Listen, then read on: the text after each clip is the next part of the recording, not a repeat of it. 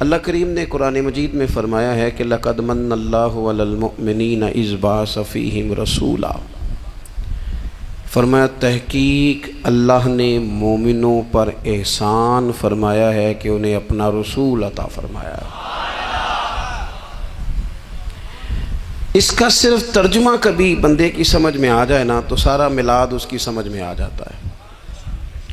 صرف اس آیت کا آسان سادہ ترجمہ اگر سمجھ لیا جائے کہ رب کہتا ہے میں نے احسان کیا تم پر، تمہیں اپنا رسول دے دیا ہے۔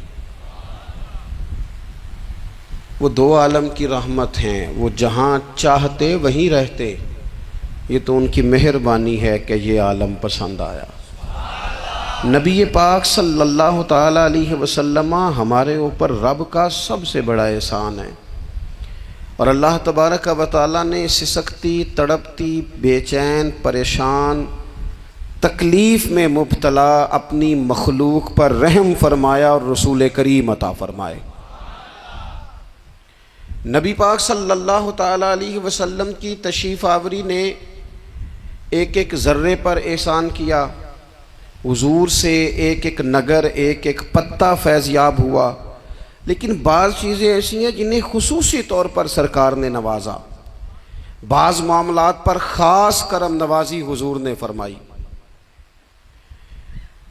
ایک اہم مسئلہ ہے عقیدے کا مسئلہ۔ جس بندے کا کوئی عقیدہ نہیں نہ ہوتا، کوئی نظریہ نہیں ہوتا، کوئی اس شخص کا خاص مزاج نہیں ہوتا سمجھنے والا، ماننے والا، وہ بندہ بھی بیچارہ کوئی زندگی کا لطف نہیں اٹھا پاتا۔ اس کا کوئی نظریہ ہی نہیں ہے، کوئی سوچ ہی نہیں ہے، کوئی اس کی فکر ہی نہیں ہے اس نے کس طرف جانا ہے۔ عقیدہ نہ ہو بندے کا، یعنی دنیا میں معاذ اللہ کچھ ایسے لوگ پائے جاتے ہیں جو سرے سے اللہ تعالیٰ کوئی نہیں مانتے، زندگی کیسے گزرے گی؟ وہ اپنی توجہات کا قبلہ کسے بنائیں گے؟ اور پھر دنیا میں کچھ لوگ ایسے گزرے جو کئی خداؤں کے قائل، کئی اور پھر اہل عرب کا تو یہ حال کہ 360 بتوں کے سامنے جھکتے۔ مجھے بتائیے جس بندے کو یہی خبر نہ ہو میرا خالق اور مالک کون ہے، جس کو یہی پتہ نہ ہو کہ میرا رزق کہاں سے آتا ہے، میں نے مانگنا کہاں سے ہے، جس سے یہ خبر ہی نہ ہو کہ میری دعاؤں کا رخ کس طرف ہونا چاہیے، اس کی بھی کوئی زندگی ہے؟ نبی پاک علیہ السلام نے سب سے بڑا احسان یہ فرمایا ہے کہ ہمیں عقیدہ توحید سکھایا ہے۔ حضور نے ہمیں ہر جگہ سے چھڑا کے رب کریم کی بارگاہ میں سجدہ کرنے کا حکم دیا ہے۔ عرب کے لوگ جو تھے وہ بڑی بڑی وہم کا شکار تھے، بڑی بڑی اوہام پرستی کا شکار تھے۔ یہ آج کل بھی وہم بہت زیادہ ہے نوجوانوں میں، یعنی کوئی فیصلہ پکا ہے ہی نہیں، کوئی پکی بات ہی نہیں کرتے، یہ کر لوں کہ نہ کروں، اگر آپ کہتے ہیں تو کر لیتا ہوں، ویسے اس میں فلانی کمزوری بھی ہے، اور اگر میں نے نہ کیا تو فلاں مشکل بھی ہے۔ بھئی جس بندے نے قوت فیصلہ ہی نہیں پائی، اس نے ارادہ ہی پکا نہیں کیا کہ اس نے کدھر جانا ہے، تو وہ سفر کیسے کرے گا؟ سفر تو اس بندے کا مکمل ہوتا ہے جو سفر شروع کرتا ہے۔ عرب کے لوگ بھی بڑے بڑے اوہام پرستی کا قائل تھے۔ وہ جب قربانیاں کرتے تھے تو ان کا گوشت لا کے کعبے کی دیواروں کے ساتھ ملا کرتے تھے، یہ قبولیت کی علامت ہے۔ سارے کپڑے اتار کے کعبے کا طواف کرتے تھے، جب احرام باندھ لیتے، حج عمرے کا ارادہ کرتے تو دروازوں سے داخل نہیں ہوتے تھے۔ وہ کہتے تھے کہ دروازے گناہگار ہیں اور ہم چونکہ اب نیک کام کر رہے ہیں لہذا اوپر سے ہو کے آئیں گے۔ رسول کریم علیہ السلام نے انہیں ان سارے وہموں سے، ساری پریشانیوں سے، ان ساری بدشگونیوں سے نکال کے کہا اللہ تمہارا مالک ہے، اللہ تمہارا محافظ ہے، ہوگا وہ جو رب چاہے گا۔ ذرا سی بات پہ سہم جانا، ذرا سی بات پہ ڈر جانا۔ حضور نے لوگوں کو قوت فیصلہ عطا کی، اور اتنی بڑی قوت فیصلہ حضور نے دی کہ کل تک جو فیصلہ کر نہیں نہ پا رہے تھے، آج انہوں نے اس طرح کے فیصلے کیے کہ اپنی ساری کی ساری اولادیں لے کر وہ میدانوں میں کھڑے ہو گئے۔ وہ ڈٹ گئے کہ ہم نے کفر کے مقابلے میں جہاد کرنا ہے۔ انہوں نے طے کر لیا کہ حق کیا ہے، سچ کیا ہے۔ نبی پاک علیہ الصلوۃ والسلام نے ہمیں عقیدہ توحید دیا اور وہ طے کر کے دیا ہے نبی پاک نے، سجدہ سوائے اللہ کے کسی کو جائز، اگر کوئی عبادت کی نیت سے کرتا ہے تو سجدہ کفر ہے، اور اگر تعظیم کی نیت سے کرتا ہے تو حرام ہے۔ اعلیٰ حضرت بریلوی رحمۃ اللہ علیہ نے 50 کے قریب دلائل کتاب و سنت سے اور 100 سے زیادہ دلائل فقہ اور اصول فقہ سے بیان فرمائے ہیں کہ کسی اور کے لیے تعظیمی سجدہ بھی حرام ہے۔ نبی پاک علیہ السلام تشریف فرما تھے تو کچھ جانوروں نے آ کے حضور کے قدموں پہ سجدہ کیا، پیش نظر ہے وہ نوبہار اور سجدے کو دل ہے بے قرار، روکیے سر کو روکیے یہی تو امتحان ہے۔ کچھ جانوروں نے جب سجدہ کیا تو صحابہ عرض کرنے لگے یا رسول اللہ صلی اللہ تعالیٰ علیہ وسلم ہمارا بھی دل کرتا ہے، تو حضور نے فرمایا بھی سجدہ سوائے رب کے کسی کے لیے جائز نہیں ہے، ہاں اگر جائز ہوتا تو میں خاتون سے کہتا کہ اپنے شوہر کو سجدہ کرے۔ نبی پاک علیہ الصلوۃ والسلام نے حد بندی کر دی۔ اور پھر دیکھیں یہ جو ہم میلاد مناتے ہیں نا، یہ میلاد اللہ تعالیٰ کی توحید کا بہت بڑا اعلان ہے۔ ہم کہتے ہیں نبی پاک کا میلاد ہوا، جس کا میلاد ہوتا ہے وہ خدا نہیں ہوتا، جو پیدا ہوتا ہے وہ رب۔ جب ہم میلاد منا رہے ہوتے ہیں تو ہم یہ بتا رہے ہوتے ہیں بھئی حضور خدا نہیں، حضور تو 12 ربیع الاول کو پیدا ہوئے، تو جو پیدا ہو رب پیدا، لم یلد ولم یولد، اللہ تبارک و تعالیٰ پیدا نہیں ہوتا، مالک تو ازلی ابدی شان رکھتا ہے۔ اس لیے عقیدہ توحید بندے کو مضبوط کر دیتا ہے۔ انسان جب عقیدہ توحید والا ہو جاتا ہے، اور نبی پاک علیہ السلام دنیا میں رب کی طرف بلانے آئے، وداعیا الی اللہ باذنہ وسراجا منیرا، حضور نے لوگوں کو اللہ کی جانب دعوت دی۔ جب انسان توحید والا ہو جاتا ہے تو مضبوط ہو جاتا ہے، وہ کسی سے نہیں ڈرتا، وہ سمجھتا ہے ہونا تو وہ ہے جو میرا رب چاہے گا، مجھے پریشان ہونے کی ضرورت کیا ہے۔ پھر اس کا بھروسہ بھی اللہ تعالیٰ پر، اس کی امیدیں بھی اللہ رسول سے، اس کی توجہات کا قبلہ بھی سارا ادھر ہی۔ تو حضور نے لوگوں کو عقیدہ دیا، مضبوط کیا۔ رسول پاک صلی اللہ تعالیٰ علیہ وسلم نے ذہنوں کو پختگی عطا فرمائی۔ تو سب سے بنیادی چیز حضور کا جو احسان ہے وہ عقیدہ ہے۔ پھر بعض خاص طبقات پر حضور نے خاص احسان کیا۔ آج بھی پوری دنیا میں ڈھنڈورا پیٹا جاتا ہے عورتوں کے حقوق کا، پوری دنیا کے اندر، اور بعض لوگ عورتوں کو بڑا دھوکہ دیتے ہیں، کہتے ہیں تمہیں حق نہیں ملتے لہٰذا تم سڑکوں پہ آ جاؤ، معاذ اللہ، تمہیں حق نہیں ملتے لہٰذا تم معاذ اللہ بازاروں کی رونق بن جاؤ۔ عورتوں کو بڑا پریشان کیا جاتا ہے حقوق کے تعلق سے۔ نبی پاک علیہ السلام کی آمد سے پہلے کوئی خاتون کے ساتھ سلوک اچھا نہیں کیا جاتا تھا، اس کا کوئی جائیداد میں حصہ نہیں تھا۔ عورت کا خامد اگر فوت ہو جاتا تو وہ اپنے سسرال کے خاندان کی پراپرٹی بن جاتی، معاذ اللہ، اور جس کے مرضی چاہے سپرد کر دیتے۔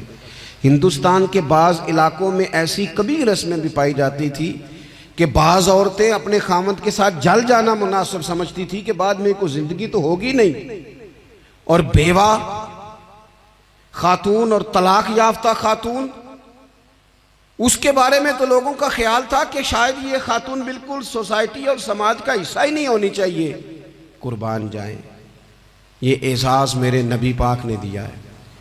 حضور نے پہلی شادی ہی اس خاتون سے کی ہے جن کا پہلے بھی نکاح ہو چکا تھا، اور خاتون کو حضور نے حقوق دیے، جائیداد میں حصہ دیا۔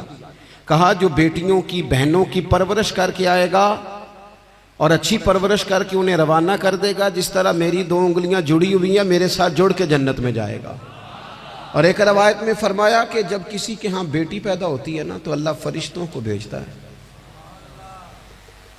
اور وہ اس کے گرد کھڑے ہو جاتے ہیں اور گھر والوں کو سلام کہتے ہیں، اور کہتے ہیں یہ ضعیفہ ایک ضعیفہ سے پیدا ہوئی ہے، یہ کمزور، یعنی صنف کے لحاظ سے کمزور نازک بچی ایک نازک ماں سے پیدا ہوئی ہے۔ فرشتے کہتے ہیں جو اس کی پرورش کرے گا نا، اللہ قیامت تک اس کی مدد کرے گا، اس کی ہمیشہ مدد ہوتی رہے۔ اور نبی پاک صلی اللہ تعالیٰ علیہ وسلم کی خدمت میں آ کے جب خواتین نے کہا تو نا یا رسول اللہ ہمارے تو دین دنیا کے معاملات میں مردوں کے تعلق سے کمزوری ہے، کئی دن تو ہم ویسے نماز نہیں پڑھ سکتی مہینے میں، کئی دن تو ہم ویسے عبادات کے قریب نہیں جا سکتی، جہاد پہ ہم نہیں جاتی، گواہی ہماری مردوں کے برابر نہیں، تو یا رسول اللہ صلی اللہ علیہ وسلم ہمارا بھی کوئی احساس ہے؟ تو حضور نے فرمایا جب کوئی خاتون حاملہ ہوتی ہے نا تو اللہ اسے اتنا ہی ثواب دیتا ہے جتنا جہاد کرنے والے کو ثواب دیتا ہے، اور جب بچہ پیدا ہوتا ہے تو اللہ تعالیٰ اسے شہادت کا درجہ عطا کرتا ہے، اور جب وہ بچوں کو دودھ پلاتی ہے تو رب اسے غلام آزاد کرنے کا ثواب عطا کرتا ہے۔ ایک دفعہ نا نبی پاک صلی اللہ تعالیٰ علیہ وسلم کی خدمت عالی مرتبت میں حضرت عائشہ صدیقہ رضی اللہ تعالیٰ عنہ نے ایک واقعہ عرض کی حضور آج میرے ساتھ عجیب معاملہ ہوا، میں گھر میں اکیلی تھی تو ایک خاتون 2 بیٹیوں سمیت آئی، اس نے کہا کہ میں بھی بھوکی ہوں، میری بیٹیاں بھی پریشان ہیں، کھانا نہیں کھایا۔ سیدہ پاک کہتی ہیں یا رسول اللہ میرے پاس بھی 3 کھجوریں تھیں گھر میں پڑی، یہ 2 جہاں کے شاہ ہیں پر پاس کچھ رکھتے نہیں، اور 2 جہاں کی نعمتیں ہیں ان کے خالی ہاتھ میں۔ فرماتی ہیں وہ 3 کھجوریں میں نے ان 3 ماں بیٹیوں کو دے دی، ماں نے پہلے ایک کھجور دونوں بیٹیوں کو دی، پھر بچیاں وہ کھجور کھا کے ماں کی طرف دیکھنے لگی تو جو کھجور ماں کے پاس تھی اماں نے اس کے بھی 2 حصے کر کے بیٹیوں میں بانٹ دیے۔ حضرت عائشہ عرض کرنے لگی یا رسول اللہ میں نے یہ بڑا نرالا رنگ دیکھا ہے، ماں کا اپنے بچوں سے پیار کا انداز۔ تو حضور نے کیا فرمایا؟ نبی پاک علیہ الصلوۃ والسلام فرمانے لگے سن پھر اللہ تعالیٰ نے اس عورت پر جنت کو واجب کر دیا ہے، فرمایا اللہ نے اسے جہنم سے دور کر دیا جو بیٹیوں کے معاملے میں آزمایا گیا، اور جس نے پھر ان کے ساتھ اچھا سلوک کیا۔ اپنا حضور کا عمل یہ تھا کہ حضور کی بڑی صاحبزادی سیدہ زینب رضی اللہ تعالیٰ عنہ، یہ حضور کی سب سے بڑی صاحبزادی ہیں، یہ بخاری میں آپ کو ملے گا کہ ان کی بیٹی جناب امامہ بنت زینب چھوٹی سی عمر تھی، تو جب حضور نماز کے لیے آتے تھے تو نواسی کو اٹھا کے ساتھ لے آتے تھے، اور وہ حضور نماز پڑھتے تھے تو وہ نبی پاک کے کندھوں پہ کھیلتی تھی۔ حضور نے عملاً بیٹیوں سے پیار کرنا سکھایا، بیٹیوں سے محبت کریں، بیٹیوں سے پیار کریں۔ بیٹیاں بڑی خیرخواہ ہوتی ہیں، بیٹیاں ماں باپ کی بڑی وفادار ہوتی ہیں، بیٹیاں بڑا خاص تعلق رکھتی ہیں۔ جوانوں آپ سے بھی کہوں گا بہنوں کی طرف توجہ رکھیں، جو کسی کی بہن آپ کے گھر ہے اس کا بھی خاص احساس کریں، وہ بھی کسی کی بہن ہے، لیکن اپنی بہن کے ساتھ بھی خاص نسبت کا تعلق قائم رکھیں، رشتوں میں اعتدال ہونا چاہیے۔ اس صنف کو نبی پاک علیہ السلام نے خاص کر کے نوازا ہے، اور ہمارا بھی ان کے ساتھ خاص رشتہ ہونا چاہیے۔ اسی طرح کا معاملہ یتیموں کے ساتھ ہے، کمزوروں کے ساتھ ہے۔ دیکھو آج نا ہمارے ہاں کمزوروں، غریبوں، مسکینوں، یتیموں کی مدد تو کی جاتی ہے، لیکن انہیں لوگ اپنے ماحول کا حصہ نہیں بناتے۔ یعنی کبھی گئے تو غریبوں میں آٹا بانٹ آئے، کبھی گئے تو غریبوں میں جا کے کپڑے تقسیم کر آئے، کبھی گئے تو غرباء کو کچھ وقتی طور پر کچھ ضروریات زندگی دے دی، کبھی عیدیاں بانٹ دی، کبھی سیلاب زدگان میں چلے گئے۔ غرباء کو کچھ نہ کچھ صدقات تو دے دیے جاتے ہیں، ان پر کچھ خیرات تو کر دیا جاتا ہے، لیکن انہیں سوسائٹی کا ماحول کا حصہ نہیں بنایا جاتا۔ ایسا نہیں ہوتا کہ ان غرباء کے بچوں کو اٹھا کے بڑے شہروں میں لایا جائے، ان کی تعلیم کا خیال کیا جائے، انہیں اپنے ماحول میں رکھا جائے، ان کی بہترین پرورش کا بندوبست کیا جائے۔ کائنات میں بڑے لوگوں نے کام کیا ویلفیئر کا، بڑے لوگوں نے غریبوں کے ساتھ تعاون کیا، بڑے لوگوں نے محبت کی، سب قابل تعریف ہے، لیکن ہم نے یہ کیا کہ ان کی امداد تو کی، لیکن ان کی محرومیوں کا ازالہ نہیں کیا۔ اور وہ امداد لے رہے تھے تو ان کی پچھلی نسل بھی امداد لے رہی تھی، یہ نسل بھی امداد لے رہی، اور خدا نہ کرے کہ اگلی نسل کو بھی امداد لینا پڑے۔ میرے نبی پاک صلی اللہ تعالیٰ علیہ وسلم کا انداز کچھ اس طرح کا ہے کہ امام بہقی نے لکھا ہے، حضرت بشیر بن عقبہ رضی اللہ تعالیٰ عنہ کہتے ہیں میرے والد انتقال کر گئے تھے، اور میں ایک جگہ پہ بیٹھ کر رو رہا تھا کہ نبی پاک صلی اللہ تعالی علیہ وسلم میرے قریب سے گزرے، کیوں روتے ہو؟ یا رسول اللہ میرے والد کا انتقال ہو گیا، میری والدہ رخصت ہو گئی۔ تو یہ ہمیں حضور نے سبق دیا ہے، یہ یتیموں غریبوں کا خیال رکھنے کا یہ بھی ایک نقطہ، یہ بھی انداز ہے۔ کائنات کا بڑے سے بڑا درد دل رکھنے والا بندہ یہاں تک نہیں جا سکتا جو میرے رسول کریم نے بیان فرمایا۔ کہتے ہیں نبی پاک علیہ السلام فرمانے لگے، بشیر بن عقبہ کیا تو اس بات پر راضی نہیں کہ میں تیرا باپ ہوں اور عائشہ تیری ماں ہو؟ آنا تجھے ہم شامل کر لیں اپنے گھرانے میں، آ جانا، مکمل تیرے معاملات کا خیال کیا جائے، تو آ جا۔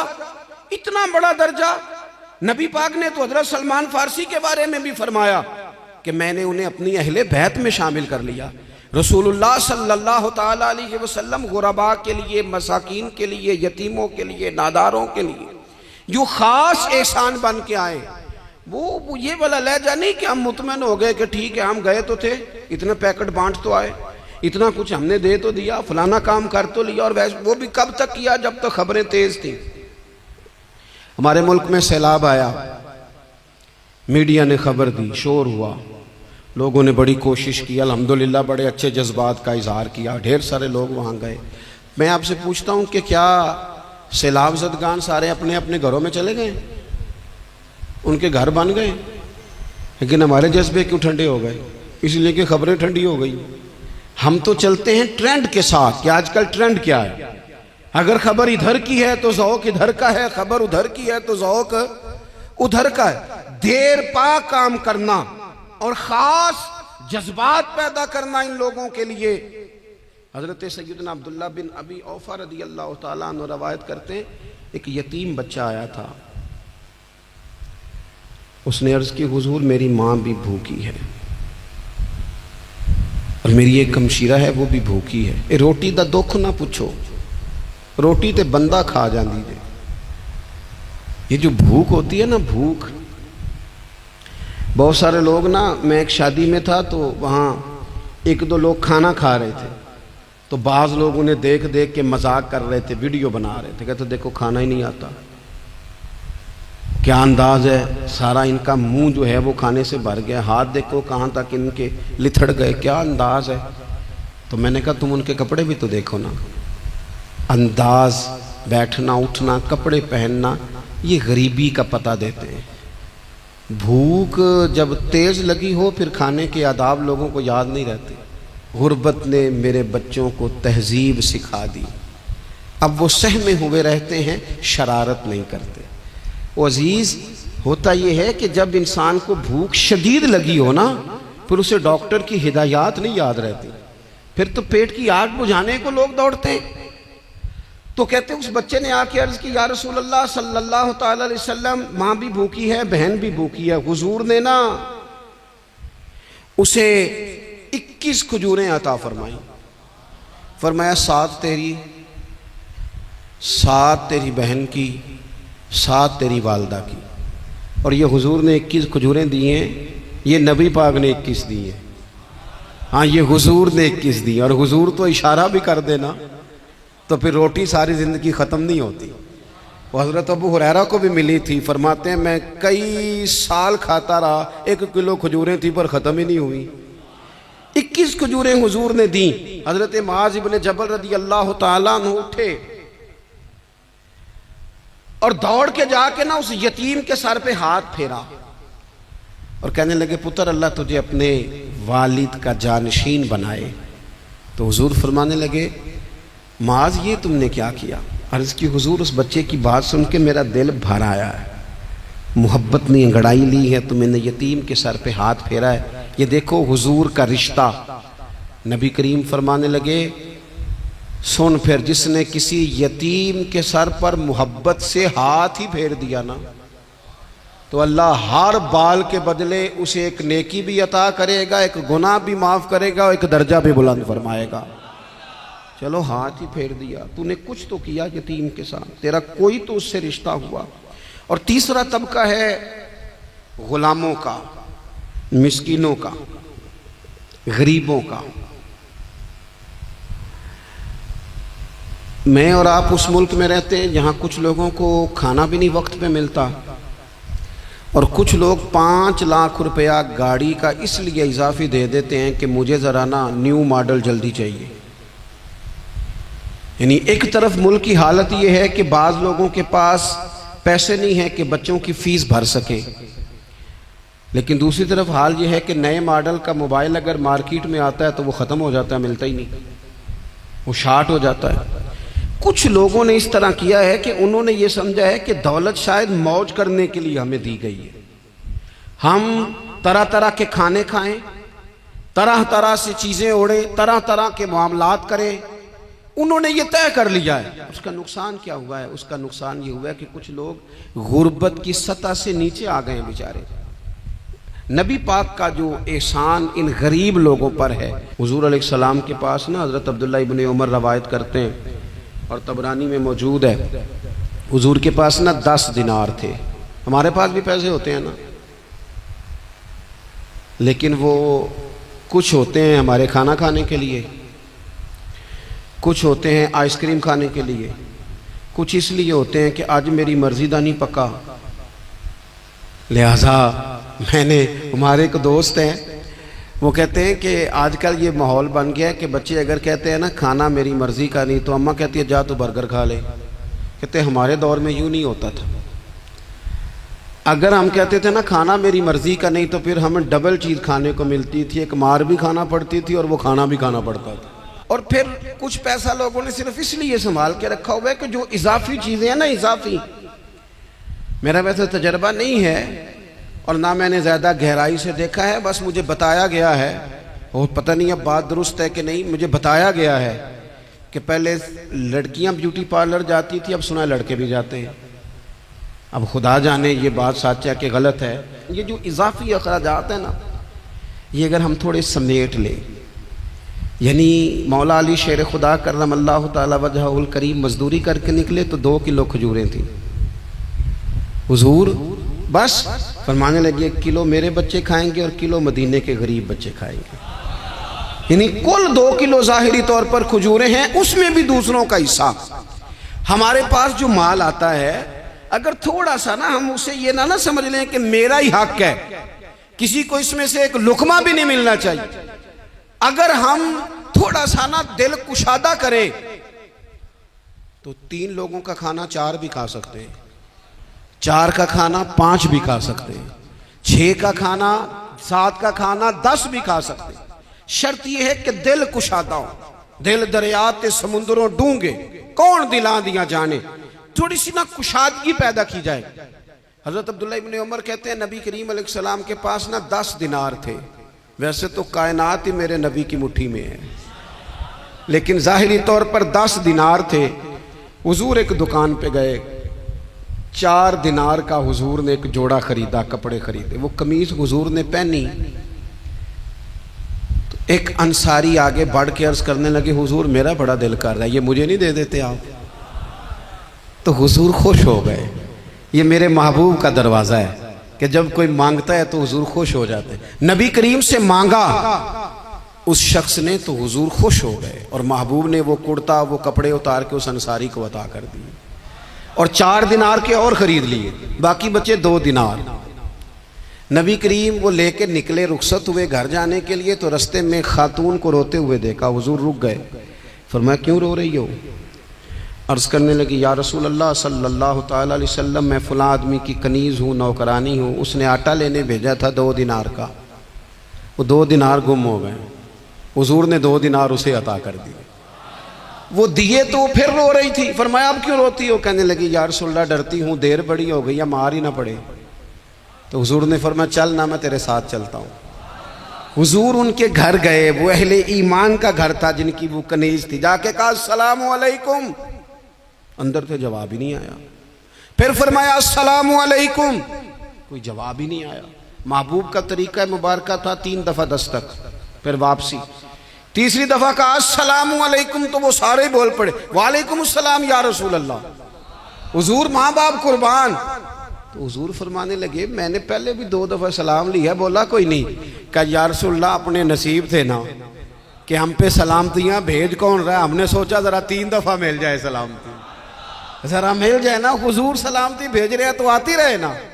تو محبوب کریم علیہ السلام فرمانے لگے یہ تمہاری کنیز وہاں کھڑی رو رہی تھی، اس بیچاری کے 2 دینار گم ہو گئے تھے، اسے دوبارہ سامان لاتے کچھ دیر ہو گئی، اس پر سختی نہ کرنا، مارنا نہ۔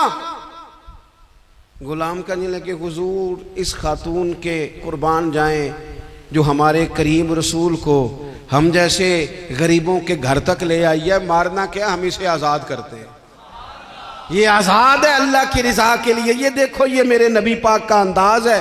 حضور نکلے تو جناب عبداللہ ابن عمر فرماتے ہیں رسول کریم فرمانے لگے شکر ہے اللہ تعالیٰ کا، 10 دینار تھے، ایک انصاری نے بھی قمیض پہن لی، میں نے بھی قمیض پہن لی، اور رب نے ایک کنیز کو آزاد بھی فرما دیا۔ یہ انداز ہمیں نبی کریم نے دیا ہے کہ ہم اپنے دولتوں میں، اللہ کی عطاؤں میں غرباء کو، قریبیوں کو، رشتہ داروں کو، بہن بھائیوں کو تھوڑا شریک کر لیں، تاکہ وہ جو آسودگی اللہ نے ہمیں دی ہے اس میں سے دوسروں کو بھی کچھ نفع ملے۔ اور ایک بات آخر میں آپ کی خدمت میں یہ عرض کرنی ہے کہ جو زیر دست لوگ ہوتے ہیں نا، غلام، ملازم، نوکر، آپ اپنی زندگی کے مسائل دیکھ لیں، جن لوگوں کے پاس لاکھوں آتا ہے کبھی ہزاروں آنے لگ جائے تو پریشان ہو جاتے ہیں، تو جن کے پاس صرف سینکڑوں ہوتے ہیں تو ایسا تو نہیں کہ آپ ہی ٹینشن میں ہیں اور آپ ہی کو غصہ آتا ہے، وہ بیچارہ کبھی نوکر بھی تو ٹینشن میں ہو سکتا ہے نا، ملازم کو بھی تو کبھی ٹینشن ہوتی ہے نا، اس کے ساتھ بھی تو مسائل وابستہ ہے نا۔ حضرت سیدنا ابو مسعود انصاری رضی اللہ تعالیٰ عنہ بیان کرتے ہیں کہ مجھے اپنے غلام پہ غصہ آیا تو میں اسے مار رہا تھا، نبی کریم تشریف لے آئے، حضور نے ایک جملہ کہا تو میں رو پڑا۔ حضور فرمانے لگے جتنا اختیار تجھے اس پر حاصل ہے نا، اس سے کہیں بڑھ کر رب کو تیرے اوپر اختیار حاصل ہے، لہٰذا اللہ سے ڈر، اس کے معاملے میں اللہ سے ڈر۔ اور پھر حضور تو صرف غلام نہیں، جانوروں کے حق تک کا خیال فرماتے۔ ایک جگہ تشریف لے گئے تو اونٹ آپ کے پیروں پہ سر رکھ کے رویا، نبی کریم نے اس کی پشت پہ ہاتھ پھیرا، فرمایا اس کے مالک کو بلاؤ نا۔ جب وہ آیا تو کیا ارشاد فرمایا؟ فرمایا تو اس کے معاملے میں اللہ سے نہیں ڈرتا، اس نے شکایت کی ہے کہ تو اس کی طاقت سے زیادہ بوجھ ڈالتا ہے، چارہ اور پانی بھی وقت پر نہیں دیتا۔ یہ حضور کے احسانات ہیں، ہمیں ان احسانات کا خاص خیال رکھنا چاہیے۔ اور یہ جو ایام ہے عید میلاد النبی کے، ان ایام میں بالخصوص ہمیں غریبوں کے ساتھ، یتیموں کے ساتھ، بیواؤں کے ساتھ، مساکین کے ساتھ، لاچاروں کے ساتھ اس لحاظ سے زیادہ مدد کرنی چاہیے کہ میرے رسول پاک انہی کے لیے تو زیادہ رحمت بن کے آئے، انہی کا تو محبوب نے خیال زیادہ فرمایا، انہی کے بارے میں تو ہمیں تلقین زیادہ فرمائی۔ وہ اپنے پرائے کا غم کھانے والا، مرادیں غریبوں کی بر لانے والا، مصیبت میں غیروں کے کام آنے والا، وہ نبیوں میں رحمت لقب پانے والا۔ تو نبی پاک علیہ السلام کے غلاموں، یہ ہمیں سیکھنا ہے، اس پر ہمیں عمل کرنا ہے۔ اللہ کریم کی بارگاہ میں دعا ہے اللہ ہماری حاضری کو قبول فرمائے۔ آخر دعوانا ان الحمدللہ رب